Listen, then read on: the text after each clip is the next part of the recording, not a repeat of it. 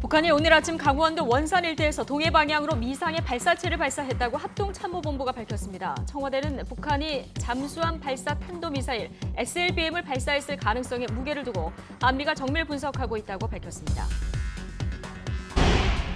제주로 접근하고 있는 제18호 태풍 미탁이 오늘 밤 전남 해안에 상륙할 것으로 예보된 가운데 정부가 오전 9시 풍수의 위기 경보를 주의해서 경계로 올리고 중앙재난안전대책본부 2단계 대응 체계를 가동했습니다.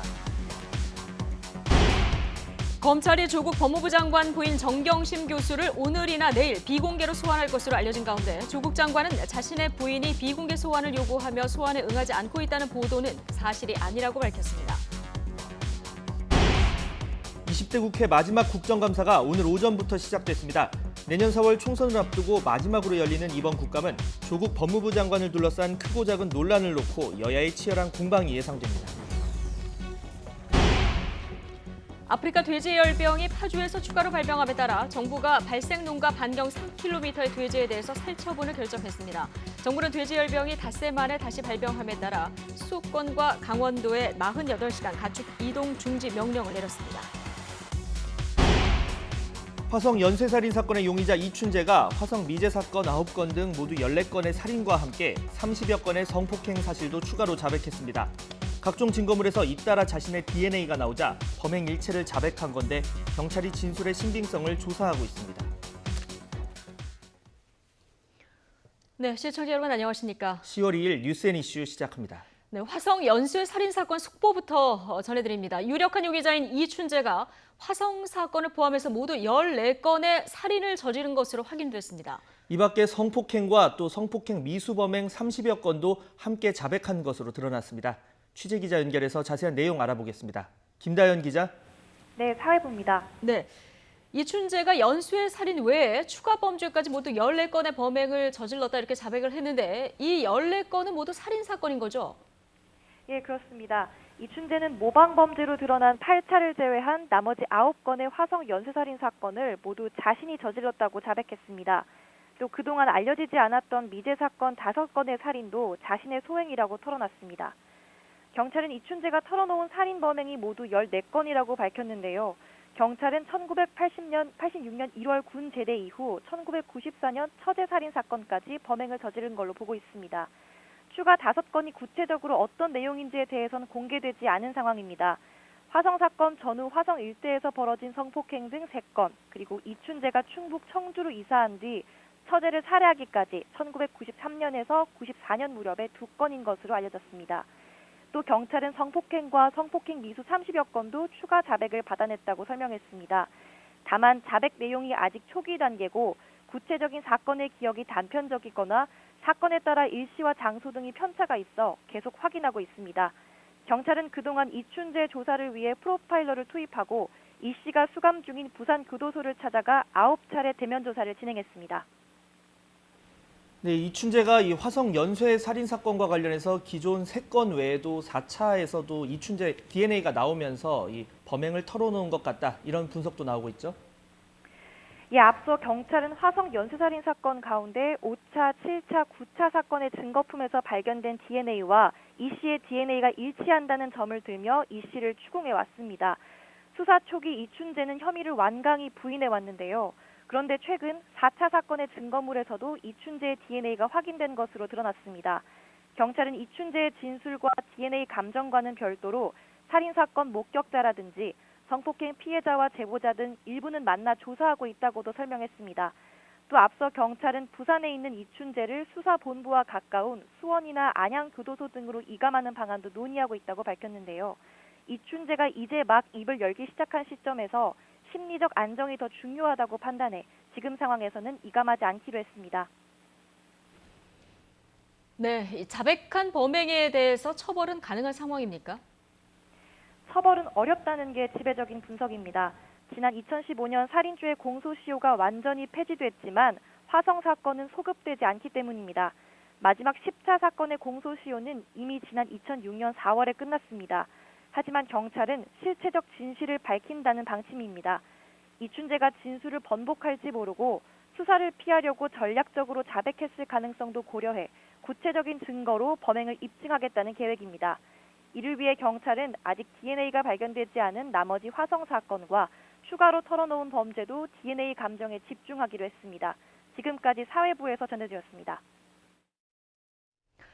네, 북한이 오늘 아침 동해상에서 발사체 한 발을 쏘아 올렸습니다. 올해 들어서만 11번째입니다. 합참은 북한이 북극성 계열의 잠수함 발사 탄도미사일, 즉 SLBM을 발사한 것으로 보고 있습니다.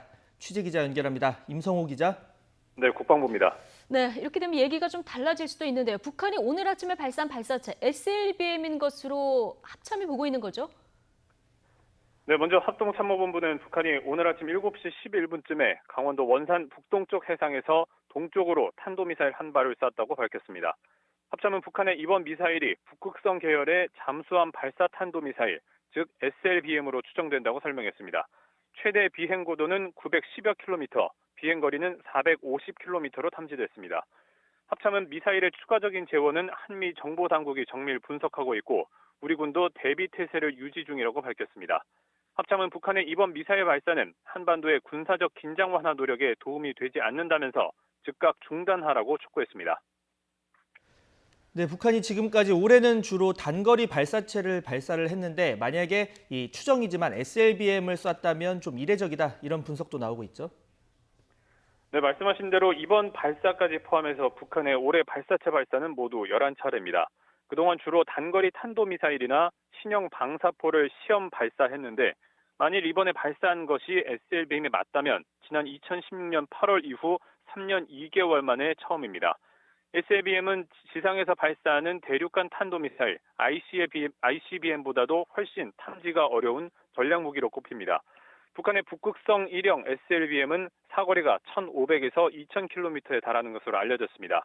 2016년 8월 발사 당시 합참은 북한의 SLBM이 수중 사출에는 성공했지만 초기 비행에는 실패했다고 밝혔습니다. 북한의 이번 SLBM 발사 징후는 여러 해 전부터 군 당국 포착됐습니다. 특히 지난 6월엔 북한이 신포 조선소에서 SLBM용 잠수함을 새로 건조하는 것으로 보이는 모습이 위성 사진으로 잡혔습니다. 이어서 7월에는 김정은 북한 국무위원장이 SLBM 3발을 탑재할 수 있는 3,000톤급 추정 신형 잠수함을 시찰하는 모습을 공개하면서 실전 배치가 임박했음을 시사하기도 했습니다. 따라서 북한이 지난 7월 공개한 신형 잠수함에서 이번 SLBM을 시험 발사했을 가능성이 있습니다. 북한의 SLBM 시험 발사가 성공했는지는 현재 한미 정보당국이 정밀 분석하고 있습니다. 추가 소식이 들어오는 대로 다시 전해드리겠습니다. 지금까지 국방부에서 YTN 임성호입니다. 청와대는 NSC 긴급 상임위를 열고 북미 협상 재개를 앞두고 SLBM으로 보이는 미사일 시험을 단행한 북한에 강한 우려를 표명했습니다. 북한의 의도에 대해서 미국과 긴밀히 협의하면서 또 북미 비핵화 실무 협상의 실질적인 진전을 위해서도 계속 노력하겠다는 입장을 보이고 있습니다. 취재기자 연결합니다. 김도원 기자. 네, 청와대입니다. 예, 지금 SLBM 시험 발사에 무게가 실리는데요. 청와대 입장은 공식적으로 어떻습니까? 네, 청와대는 북한이 오는 5일 북미 협상 재개를 앞두고 미사일 발사 시험을 한 데 대해 강한 우려를 표시했습니다. 정의용 국가안보실장 주재로 열린 국가안전보장회의 NSC 긴급 상임위원회는 이같이 밝혔는데요. 상임위는 잠수함 발사 탄도미사일 SLBM 시험 발사일 가능성에 무게를 두고 한미 정보당국이 긴밀히 공조해 정밀 분석하기로 했습니다. 또 북한의 의도와 배경에 대해서도 한미가 긴밀히 협의하기로 했습니다. 회의는 북한이 미사일을 발사한 지 40분 만인 오전 7시 50분에 화상으로 열렸습니다. 문재인 대통령은 북한의 발사체 발사와 분석 상황을 실시간으로 보고받았다고 청와대는 밝혔습니다. 청와대는 또 일본은 이번에 발사체 2발이 발사됐다고 발표했지만 한 발이 맞다고 설명했습니다. 자, 북한이 어제 이 북미 협상 일정을 발표를 했습니다. 그리고 바로 다음 날인 오늘 미사일 발사 시험을 했는데 이런 배경 어떻게 분석을 할 수가 있을까요? 네, 일단 청와대는 북한이 구체적인 의도에 대해서는 말을 아끼고 있습니다. 다만 올해 잇따라 발사했던 단거리 미사일이나 방사포와 달리 SLBM은 미국도 민감하게 반응할 수밖에 없는 전략무기에 해당합니다. 따라서 모레 예비 접촉, 5일 실무 접촉을 앞두고 미국을 압박하려는 시도라는 해석이 나옵니다. 또 어제 국군의 날 행사에서 북한이 그동안 전쟁 무기라며 격렬히 비난해왔던 F-35A 스텔스 전투기가 공개된 것도 영향을 줬을 수 있습니다. SLBM 발사는 유엔의 대북 제재 결의 위반으로 판단될 수 있다는 점에서 미국의 대응이 주목됩니다. 지난 2016년에 있었던 북한의 SLBM 발사에 대해 유엔 안보리는 비난 성명을 채택했지만 추가 제재 결의까지는 채택하지 않았습니다. 청와대는 이번 북미 협상에서 완전한 비핵화와 평화 구축의 실질적인 진전이 이뤄질 수 있도록 외교적 노력을 계속하겠다고 밝혔습니다. 지금까지 청와대에서 YTN 김도원입니다. 일본 정부는 북한이 쏜 발사체 중 한 발이 자국 배타적 경제수역 EEZ 안에 떨어진 것으로 추정된다면서 강하게 반발하고 있습니다. 아베 총리는 출근길 총리관저에서 기자들과 만난 자리에서 북한이 오늘 2발의 탄도미사일을 발사했으며 이는 유엔 결의 위반으로 엄중히 항의하고 강하게 비난한다고 밝혔습니다. 이에 앞서 일본 정부 대변인인 스가 요시히데 관방장관은 기자회견을 열고 북한이 오늘 오전 7시 10분쯤 탄도미사일 2발을 발사했고 이 가운데 한 발은 7시 17분쯤 일본 EEZ 바깥쪽에 낙하했다고 밝혔습니다. 시마네현 동쪽 수역은 일본 정부가 자국의 EEZ라고 규정한 구역입니다. 북한이 북미 비핵화 실무협상 개최 일정을 발표한 다음 날 SLBM으로 추정되는 발사체를 쏜 오늘 노동당 기관지 노동신문을 통해서 남북관계 경색 국면의 책임이 남측에 있다고 주장했습니다. 노동신문은 남북관계가 교착 상태에 빠지게 된 근본 원인은 남측의 배신적 행위에 있다면서 앞에서는 관계 개선과 한반도 긴장 완화를 위해서 공동으로 노력할 것을 합의해놓고 뒤돌아서는 외세와 야합해 관계 발전을 저해했다고 밝혔습니다. 북한이 북미 비핵화 실무협상을 재개한다고 발표한 다음 날 대남 비난 논평을 낸 건 선 북미 대화, 후 남북 대화 기조를 재확인한 것이란 분석입니다. 네, 오늘 오전부터 20대 국회 마지막 국정감사가 본격 시작됐습니다. 일부 상임위에서는 벌써부터 조국 법무부 장관을 둘러싼 여야 격돌로 진통이 이어지고 있는데요. 국회로 가보겠습니다. 추기성 기자.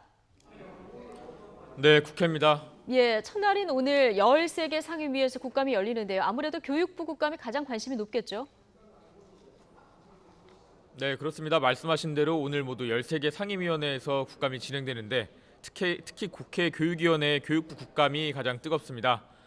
여당인 민주당은 동양대 표창장 논란과 관련해 동양대 총장과 야당 의원의 유착 의혹을 포함해 한국당 나경원 원내대표의 자녀 문제도 문제 삼겠다는 계획이고 야당은 조국 장관 자녀 입시 의혹과 운동학원 논란 등을 따지겠다고 맞서고 있습니다.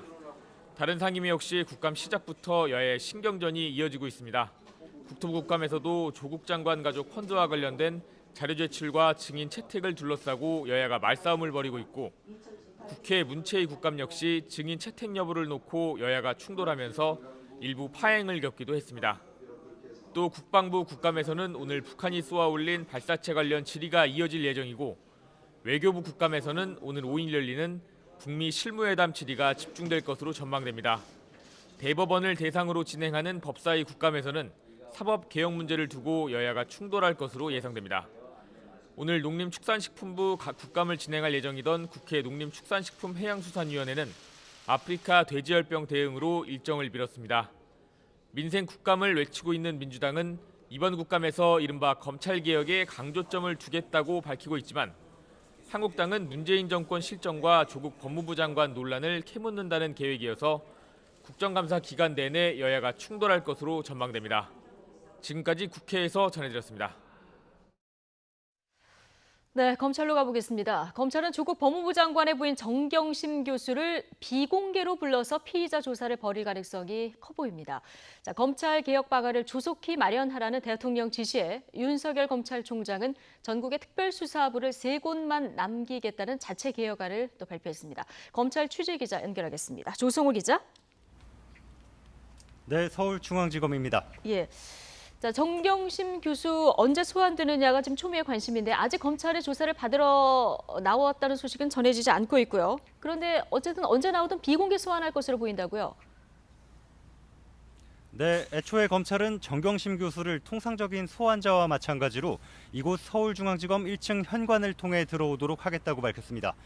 소환 일정은 알리지 않더라도 대기하고 있는 취재진 앞에 세우겠다는 방침이었는데요. 어제부터 갑작스럽게 비공개 소환을 유력하게 검토하고 있습니다. 검찰은 정 교수 측과 소환 일정을 조율하고 있는데 정 교수가 건강 문제를 호소하는 상황에서 취재진 앞에 설 경우 불상사가 생길 것도 우려하는 것으로 보입니다. 아무래도 지난 주말 검찰 개혁을 촉구하는 대규모 촛불 집회가 열리는 등 검찰의 조국 장관 관련 수사에 대한 비판 여론이 높아진 점을 고려하지 않을 수 없다는 분석입니다. 정 교수 측도 많은 언론이 몰린 상황에서 포토라인에 서는 것을 크게 부담스러워하는 것으로 알려졌습니다. 다만 조국 장관은 정 교수가 비공개 소환을 요구한 것은 사실이 아니라고 말했습니다. 직접 들어보시죠. 국민분께서 지금 비공개 소환 요구하시면서 소환에 안응하고 계시다는 얘기 나오는데 전혀 사실 아닙니다. 말씀하세요. 비공개 소환으로 가닥이 잡힌 만큼 정 교수는 오늘이나 내일쯤 검찰에 출석할 가능성이 커 보입니다.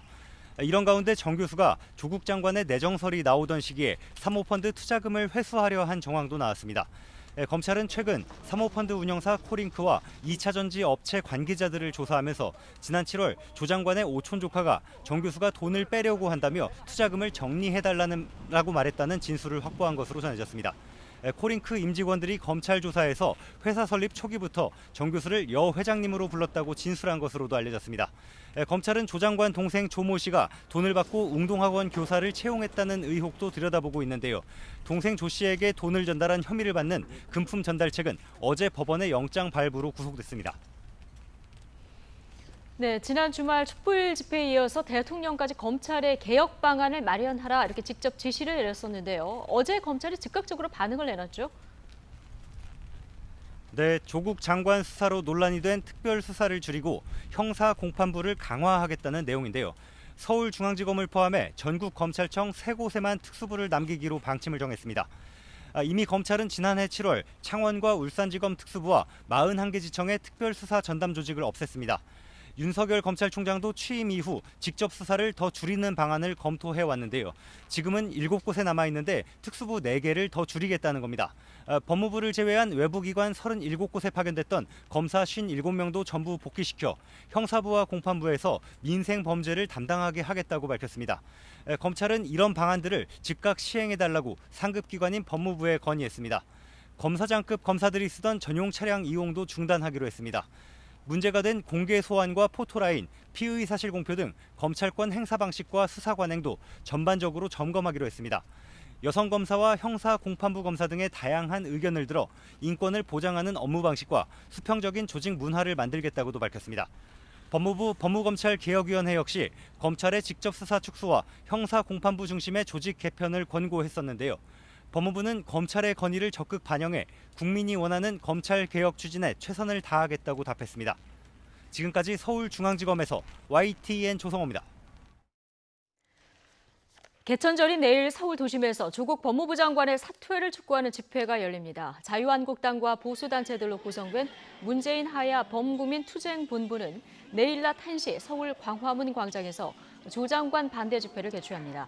전국 대학생 연합 촛불 집회 집행부도 내일 오후 6시 서울 마로니에 공원에서 조 장관 파면을 요구하는 기자회견을 엽니다. 조국 장관을 지지하는 사법적폐청산 범국민시민연대는 오는 5일 오후 6시부터 서울 서초역 사거리에서 검찰개혁을 촉구하는 촛불 문화제를 엽니다.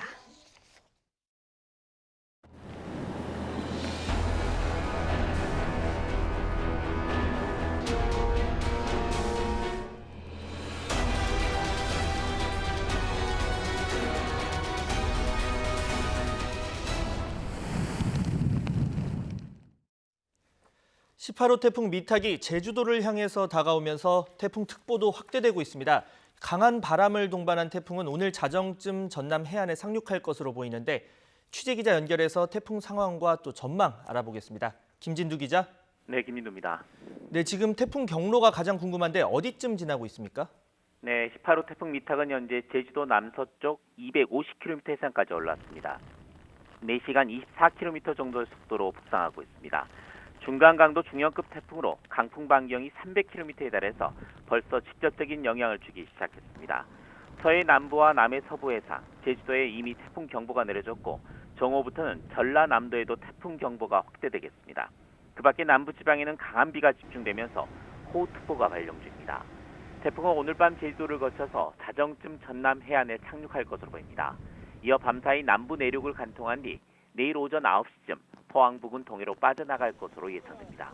기상청은 제주 산간과 경북 북부 동해안, 영동에 가장 많은 500mm가 넘는 집중호우가 쏟아질 것으로 예상했습니다.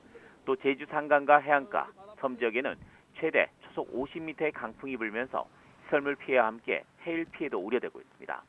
기상청은 이번 태풍의 최대 고비가 오늘 밤부터 내일 오전 사이가 될 것이라고 말하고 철저한 대비를 당부했습니다. 지금까지 YTN 김민우입니다. 행정안전부는 오늘 오전 9시부터 풍수의 위기경보를 주의에서 경계로 올리고 또 중앙재난안전대책본부 2단계 비상대응 체계를 가동했습니다. 행안부는 오늘 오전 관계부처와 지자체 합동회의를 열어서 이같이 정하고 태풍 미탁의 진로와 영향 등을 분석했습니다. 정부는 침수 피해를 막기 위해서 배수 펌프장을 가동태세로 유지하고 둔치 주차장과 지하차도 출입을 통제합니다. 또 농작물 조기 수확과 수산물 양식시설 안전조치 등 농어민 피해를 최소화하기 위한 대책도 점검해달라고 요청했습니다. 이렇게 태풍 미탁의 영향권에 들어가면서 산림청이 전국 산사태 위기경보를 관심에서 주의로 높였습니다. 산림청은 큰 바람을 몰고 왔던 태풍 링링과 타파 영향이 남은 상태에 또다시 태풍이 북상해 산사태 위험이 커졌다고 강조했습니다. 따라서 산사태 우려 지역은 배수로 정비나 위험물 제거 같은 사전 대비가 필요하고 산사태 대비 문자가 오면 안내에 따라서 신속하게 안전한 장소로 이동해야 한다고 설명했습니다. 네, 이렇게 앞선 태풍의 피해를 미처 복구하지 못한 사람들, 제18호 태풍 미탁의 북상 소식에 더 막막하겠죠. 아직 방치된 강풍 피해 현장 모습과 함께 그렇다면 어떻게 피해를 조금이라도 더 줄일 수 있을지를 송재인 기자가 전해드립니다. 아파트 천장 벽지 사이로 수돗물을 튄 듯 물줄기가 쏟아집니다. 지난달 초 태풍 링링이 덮쳤을 때 아파트 지붕을 덮은 외장재가 강풍에 날아간 겁니다. 아직 수리도 하지 못해 비가 오면 물이 줄줄 새는데 또다시 다가오는 태풍에 걱정을 멈출 수 없습니다. 불안하죠. 비만 온다 그러면 일단 출근을 못 하니까. 왜냐면 뭐 복구해준 부분이 없으니까. 이런 피해를 미리 막기 위해서는 지붕이나 축대 등 시설물 점검과 보수가 중요합니다. 잦은 비로 약해진 곳들을 미리 보완해야 대형 사고를 막을 수 있습니다. 강풍에 깨질 수도 있는 창문도 미리 손보는 게 좋습니다. 테이프로 창문 전체를 고정하는 것보다 신문지 등으로 틈을 막는 게 중요합니다. 노후된 창문들은 그 틀하고 이 창문 안 맞아서 덜컥덜컥 하잖아요. 그거를 움직이지 않게끔 뭐 신문지를 그 공간을 메꿔 놓는다든지 해서. 외출을 삼가는 것도 태풍이 올 때 중요한 안전 요소입니다. 강한 바람으로 간판 등이 떨어질 때 전깃줄을 건드리면 감전 위험까지 있기 때문입니다.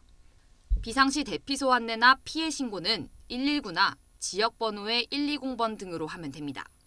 YTN 송재인입니다. 태풍의 접근으로 어민들의 걱정도 큰데 특히 양식장 피해가 우려되고 있습니다. 태풍이 오기 전에 시설물을 미리 꼼꼼히 점검해야만 그나마 피해를 조금이라도 줄일 수 있는데요. 손재우 기자가 보도합니다.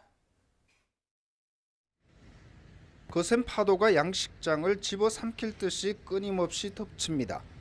파도를 견디지 못해 부서지거나 떠있지 못하고 바다에 잠긴 곳도 있습니다. 태풍이 몰고 온 강풍과 높은 파도는 이처럼 양식장에 큰 피해를 남깁니다. 조금이라도 피해를 줄이려면 시설물을 미리 점검해야 합니다. 해상 가두리 양식장에서는 그물망과 닻을 밧줄로 단단히 고정해야 합니다. 또 그물망에 구멍이 난 곳은 없는지 다시 한번 점검해 물고기 유실을 방지하고 이동이 가능한 시설물은 안전한 곳으로 미리 옮기면 피해를 줄일 수 있습니다. 육상 양식장은 지붕이 강풍에 날아가지 않도록 단단히 고정해야 하고 정전과 단수에 대비해 깨끗한 물을 미리 준비하는 게 좋습니다. 산소 공급 장치와 비상 발전기가 정상 작동하는지 살피는 것도 중요합니다. 태풍이 다가오면 사료 공급은 잠시 중단하는 게 좋습니다. 태풍으로 인해서 지저분한 사육수가 유입되게 되면 양식생물은 정상적인 소화활동이 어렵고 또 이때 사료를 다량으로 섭취하게 되면 소화장애로 인해서 오히려 건강도가 저하될 수 있기 때문에 태풍이 지나간 뒤에는 육상 양식장의 물을 깨끗한 바닷물로 바꿔주고 수조에 들어간 이물질을 빨리 제거해야 수질 저하에 따른 질병을 방지할 수 있습니다. YTN 손조입니다. 다음 소식입니다. 이 경기도 파주의 돼지 농가에서 10번째 아프리카 돼지열병이 확진됐습니다. 지난달 27일 이후 잠잠하던 아프리카 돼지열병이 닷새 만에 또 확진되면서 방역 당국을 긴장시키고 있습니다. 최재민 기자가 보도합니다. 아프리카 돼지 열병이 확진된 곳은 경기도 파주시 파평면 농가입니다. 이 농장에서는 어제 돼지 1마리가 폐사하고 4마리가 식욕 부진 증상을 보여 농장주가 파주시에 신고했습니다. 방역 당국이 곧바로 정밀 검사에 착수해 오늘 새벽 확진 판정을 내렸습니다. 지난달 17일 경기도 파주에서 아프리카 돼지 열병이 국내에서 처음으로 발병한 이후 10번째 확진입니다. 파주에서는 지난달 17일에 이어 24일에도 아프리카 돼지 열병이 확진됐습니다. 지난달 27일 9번째 확진 이후 닷새 만에 또 아프리카 돼지 열병이 발병함에 따라 매몰 처분되는 돼지도 급증할 것으로 보입니다. 오늘 확진 판정을 받은 농가는 돼지 2,400여 마리를 기르고 있고 반경 3km 안에는 9개 농장에서 돼지 12,000여 마리를 사육하고 있습니다. 지금까지 10만 마리에 육박하는 돼지를 매몰 처분한 것을 고려하면 모두 11만 마리가 넘는 돼지가 아프리카 돼지열병으로 땅에 묻히게 됐습니다. 국내 사육 돼지 수의 1%에 가깝습니다. 농림축산식품부는 아프리카 돼지열병이 추가 발병함에 따라 오늘 새벽 3시 반부터 48시간 동안 일시 이동 중지 명령을 발령했습니다. 경기와 인천, 강원에서 사육하는 돼지가 대상입니다. 파주 적성면의 또 다른 돼지 농가에서도 아프리카 돼지열병 의심 사례가 신고돼 현재 정밀 검사가 진행 중입니다. 결과는 오늘 안에 나올 것으로 보입니다. YTN 최재민입니다.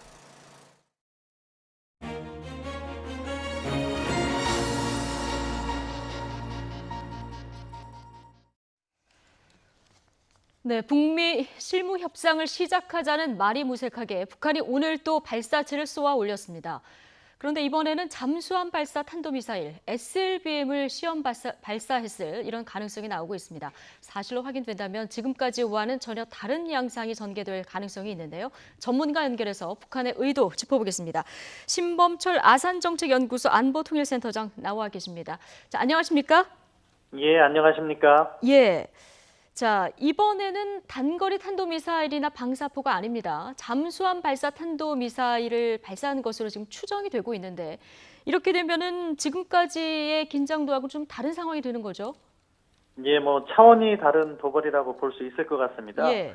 트럼프 대통령 자체도 단거리 발사체의 경우에는 스몰띵, 작은 거다 이렇게 하면서 무시를 했는데 SLBM 같은 경우에는 이 사거리 측면에서는 2,000km 이상의 중거리 미사일이고 또 잠수함의 특징을 활용할 때는 잠수함을 가지고 가서 미국에서 본토를 직접 공격할 수 있는 그런 역량을 갖춘 것이기 때문에 트럼프 행정부로서도 이것을 평가절하하기는 어려운 상황이다. 따라서 오늘 저녁에 있을 반응에 따라서 주말로 예정된 실무 협상까지 영향을 미칠 수 있는 어떻게 보면 중대한 도발을 했다 이렇게 평가합니다. 그러니까 미국의 반응까지 좀 지켜봐야 될 것 같은데요. 이게 SLBM이면은 옮겨 다니면서 쏠 수 있어서 어디서 이제 쐈는지 파악하기도 굉장히 어렵고요. 핵탄두 탑재가 가능한 또 전략 무기잖아요. 예, 그렇습니다. 그 부분이 이제 미국도 주목하지 않을 수 없는 거죠. 결국 잠수함이라는 것은 탐지가 어렵기 때문에 잠수함에 핵미사일을 싣고 가서 미국 인근에서 발사한다거나 또는 미국령 괌 인근에서 발사할 경우에는 미국 본토가 타격을 받는 거죠. 핵무기로서. 그렇기 때문에 과거 올해 들어서 11번째 도발이지만 과거 10번째는 결국 단거리 미사일이기 때문에 트럼프 대통령은 이것은 본토를 위협하지 않는다 하는 메시지를 던지면서 실무 협상을 이어가려고 했던 거거든요. 따라서 이 SLBM에 어떻게 개념 규정을 할 것인가 하는 부분이 상당히 관심을 모을 것으로 생각합니다. 예, 지난 7월이었던가요? 김정은 위원장이 신형 잠수함 시찰 사진도 공개를 북한이 했었었고요. 지난주에는 신포와 남포 조선소에서 SLBM 사출 시험 정황도 포착됐다 이런 이제 보도도 나와서요. 신형 잠수함 거의 완성된 단계입니까? 어떻게 보십니까? 예, 전문가들에 따라서 시기는 조금 더 남았다는 사람도 있고 거의 완성됐다고 보는 사람들도 있고 차이가 있는데요. 미국의 인터넷 사이트죠. 38 노스에서는 계속해서 이것을 추적해 왔는데 SLBM 발사가 임박했다 이런 보도도 나오곤 했습니다. 그렇기 때문에 북한이 차근차근 자신의 잠수함 역량과 SLBM 역량을 함께 키워왔다 이렇게 평가해야겠습니다. 예. 지금 최대 비행 고도가 910km, 비행 거리가 450km 이렇게 추정된다는 보도가 지금까지 나왔는데 이게 최대한 고각 발사를 하는 것으로 보이는데요. 이 고도라든가 비행 거리를 봤을 때는 어떻게 해석할 수 있을까요? 예, 뭐 말씀드린 것처럼 중거리 탄도미사일 이상이 되는 거죠. 1000km 이상이면 중거리 미사일로 저희가 일반적으로 분류를 하거든요. 5500km까지 이렇게 중거리 미사일, 또 5,500km가 넘으면은 대륙간 탄도미사일 이렇게 보는데 이번과 같은 경우에는 최대 고도가 910km였기 때문에 일반적으로 최대 고도 곱하기 2를 하면은 일반 사거리가 나옵니다. 그러니까 2,000km에 가까운 발사 실험을 한 거라고 볼 수 있고 그것만으로도 중거리 탄도미사일급은 확실히 입증한 거고요. 앞서 말씀드린 것처럼 SLBM이라고 보면은 이것은 더 전략적이고 더 위력적인 무기체계다 이렇게 평가할 수밖에 없습니다. 그동안 뭐 10번 발사했던 것이 남한에 대한 메시지가 강했다고 하면은 이번에는 좀 미국을 겨냥한 메시지로도 읽히는 부분이 지금 센터장님 얘기 들어보면 보이는데 자, 문제는 지금 어렵게 북한과 미국 간의 지금 실무 접촉 얘기가 나오고 있습니다. 영향이 좀 있을 거라고 보십니까? 물론 이제 미국의 반응을 봐야겠습니다만. 네, 영향을 미칠 것으로 생각합니다. 뭐 미국으로서도 SLBM부터는 간과하기 어려운 상황이거든요. 본토 위협 문제가 제기되기 때문에 트럼프 행정부가 이것을 변명을 하려고 하더라도 미국 여론이 가만히 두지 않을 가능성이 있습니다. 그렇기 때문에 어떻게 보면 입장을 바꿔서면 북한으로서는 트럼프 행정부가 어디까지 양보할 수 있는가를 테스트하는 미국의 양보 최대치를 한번 실험해봤다. 실무 협상에 앞서서. 그럼에도 불구하고 미국이 협상에 임한다고 하면은 북한은 협상의 주도권을 잡고 미국이 소위 말하는 새로운 계산법, 뭐 위협 해소와 제재 완화까지 포함한 카드를 가지고 와야지 협상을 이어간다는 기존의 기조를 이어가려고 할 것 같아요. 그런 과정이 있고 트럼프 행정부는 이제 고민이 되는 거죠. 이때 협상을 계속해서 진행할 경우에는 협상의 주도권이 북한 쪽으로 넘어갈 것 같은데 그렇다고 해서 협상을 깨버리면은 이렇게 SLBM 도발을 한다는 것은 다음번 도발은 ICBM이 또 될 수 있는 거거든요. 그러니까 트럼프 행정부의 대북 정책에 실패했다는 것이 미국 대선 경선이 본격적으로 시작되기에 앞서서 부담이 되는 거죠. 그 점을 북한이 파고들면서 미국을 계속해서 압박하고 있다 이렇게 평가합니다. 여러 가지 미국 상황을 감안해서 북한이 미국이 어디까지 양보를 할 것인가 강수를 던졌다. 자, 이런 얘기신데요. 말씀하신 대로 하노이 회담 결렬 이후에 북한이 미국의 새로운 셈법을 요구해 왔지 않습니까? 만약에 미국이 회담에 응할 어떤 적극적인 의사가 있다면 어느 정도 미국에서 그 양보한 안이 나올 수 있을까요? 예, 뭐 일단 지금까지 미국의 태도로 봐서는 뭐 SLBM 시험을 했다고 해서 판을 깰 가능성보다는 실무 협상을 해볼 것 같아요. 해볼 것 같다. 실무 협상을 하면서 대신에 북한에게 관계 개선 부분과 체제 보장 문제, 연합군사훈련 중단 문제라든가 연락사무소 개설 이쪽은 유연하게 갈 건데 제재 완화만큼은 북한이 어떠한 카드를 내놓는가를 보기 전에는 쉽게 이야기하지 않을 것 같습니다. 아무도 저도 미국 측 전문가들과 많이 이야기를 해봤는데 결국 미국의 입장에서 하노이 회담 결렬의 교훈은 북한이 제재 쪽에 집착하고 있다. 그게 약점이라고 이렇게 인식을 하고 있기 때문에 그 카드를 가지고 있어야지 북한을 변화시킬 수 있다는 믿음이 있는 것 같아요. 따라서 가능하면 그것을 양보하지 않으려고 하는 건데 그러니까 현 단계에선 서로 상대 카드를 먼저 보고 싶어 하는 거죠. 북한이 예비 접촉을 강조한 것은 미국의 협상 카드에 제재 완화가 포함되어 있는가를 보고 싶어 하는 거고 미국과 같은 경우는 북한이 실질적인 비핵화 조치 만약에 동결이라고 하면은 동결되는 시설을 다 신고할 것인가 하는 신고와의 문제 그런 것들이 준비되어 있는지를 테스트하려고 할 텐데 아무튼 협상 전까지는 팽팽한 줄다리기를 하면서 서로 상대 카드를 먼저 보려고 하는 것 같습니다. 신경전이 계속될 것 같다. 자, 관계 개선이나 체제 보장부터 미국이 조금 접근을 한다 하면 혹시 뭐 여러 가지 북한에도 당근책이 있어야 이제 협상을 이어갈 수 있을 텐데요. 우리 지금 금강산 관광이라던가 개성공단 미국 측에서는 반대하고 있는 측면이 있는데요. 이 부분에 대해서 좀 유연해질 가능성도 있을까요? 어떻게 보십니까? 예, 뭐 유연해질 가능성이 있다고 생각합니다. 서로 상호적인 거거든요. 다만 미국이 금강산 관광이나 개성공단을 주기 위해서는 만약에 북한이 영변이라든가 또는 동결 거래를 할 경우에 이것을 갖다가 신고까지 연결해야 된다. 이런 추가적인 요구를 할 것 같아요. 예. 그런 때에 북한이 답을 준다고 하면은 제재 완화 카드는 덧붙여질 수 있다. 다만 북한이 그렇게 신고 부분을 성실히 할 것인가 하는 부분은 또 다른 문제이기 때문에 협상 카드를 맞춰봐야 된다고 생각합니다. 네. 아까 잠깐 언급을 해주셨지만 트럼프 대통령이 지금 국내 정치적으로 굉장히 궁지에 몰려있는 이런 상황이잖아요. 그 트럼프 대통령 입장에서는 북핵 관련해서 어떤 정말 보여지는 가시적인 성과물이 절실한 이런 상황인데 이런 것이 미국을 조금 더 적극적인 협상에 임하게 하는 어떤 변수가 될 수 있을까요? 예, 그렇습니다. 그렇기 때문에 어떻게 보면 미국 행정부에서 북한과의 대화를 계속해서 이어가려고 하는 거죠. 네. 올해 10차례 도발에 있었어도 트럼프 행정부는 그것을 평가절하하면서 계속 대화를 이어가겠다고 이야기를 했고 뭐 오늘 저녁 정도면 트럼프 행정부의 공식 입장이 나올 텐데 SLBM 발사에도 아마 실무 협상을 이어가려고 할 가능성이 높다고 봅니다. 예. 그런 대화 기조를 이어가는데 다만 한 가지 이제 트럼프 행정부도 부담 요인은 있을 거예요. 뭐냐?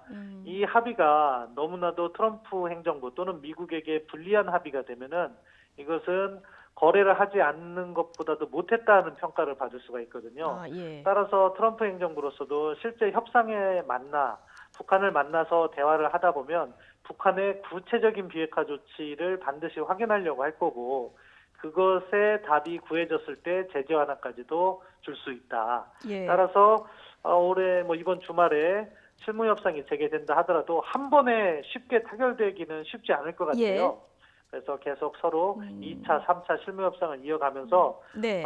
북한이나 미국이나 최종 시점은 올해 연말로 잡고 있지 않나 생각합니다. 예. 김정은 위원장 이미 4월 12일부터 연말까지 기다려보겠다고 했기 때문에 예. 그런 식의 줄다리기가 연말까지는 계속될 것으로 보입니다.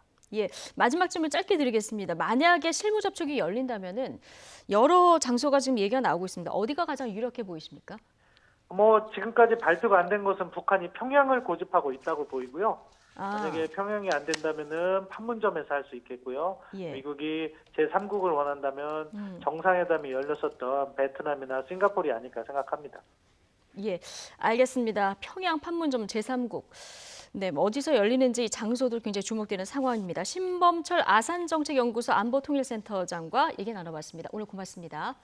예, 감사합니다. 네. 자, 아프리카 돼지열병 관련해서 지금 인터뷰 진행하는 동안 속보가 한 가지 들어왔습니다. 파주시 적성면 농가에서 11번째 발병이 확인됐습니다. 지난달 25일 전국에서 4번째로 돼지열병이 확진된 농장이 있는 곳인데요. 앞서 경기도 파주시 파평면의 한 양돈 농가에서 국내 10번째로 아프리카 돼지열병이 발생했는데요. 지금 11번째 발병이 확인된 이런 상황입니다. 지금 이렇게 돼지열병이 확산됨에 따라서 수도권과 강원도에 48시간 가축 이동 중지 명령도 내려진 상황인데요. 관련 속보 들어오는 대로 다시 전해드리겠습니다. 조국 수사는 검찰의 난이고 윤석열의 난이다. 유시민 노무현 재단 이사장의 말입니다. 신군부와 비슷한 정서다. 이런 이야기도 했습니다. 조국 장관 지지 진보 진영 인사들을 위선자라고 공개 비난했던 참여연대 김경률 집행위원장은 조국 장관 가족이 투자한 사모펀드 의혹과 관련해서 권력형 범죄로 비화할 가능성이 있다. 또 어제 이런 인터뷰도 했습니다. 공방이 오래되면서 진보 진영에서도 지금 다양한 목소리가 나오고 있고 양분된 국민들은 각각의 광장으로 모여들고 있습니다. 잠시 뒤 전국 대담 코너에서 관련 이야기 짚어보겠습니다. 2부에서 뵙겠습니다.